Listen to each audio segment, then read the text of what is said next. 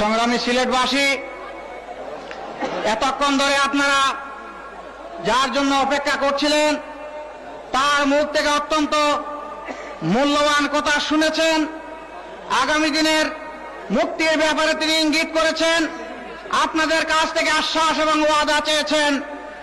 আমি আজকের এই জনসভা সফল করার জন্য সর্বস্তরের সিলেটবাসীকে আন্তরিক মোবারকবাদ জানাচ্ছি।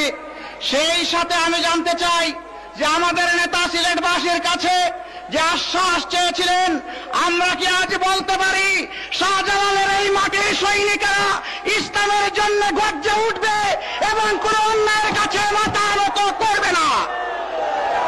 সংগ্রামী সিলেটবাসী, আমরা আমাদের নেতাকে আশ্বাস দিচ্ছি, এই ওয়াদা দিচ্ছি, ইসলামের গণজোয়ার বাংলাদেশের এই উত্তর পূর্ব প্রান্ত থেকে ইনশাআল্লাহ শুরু হবে।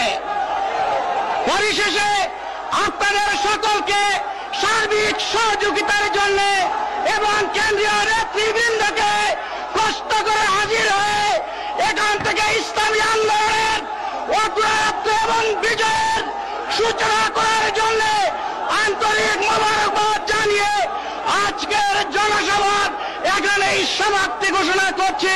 ওয়াখিরু দাওয়ানা আলহামদুলিল্লাহি রাব্বিল আলামিন। আসসালামু আলাইকুম। খুদা হাফেজ। বাংলাদেশ।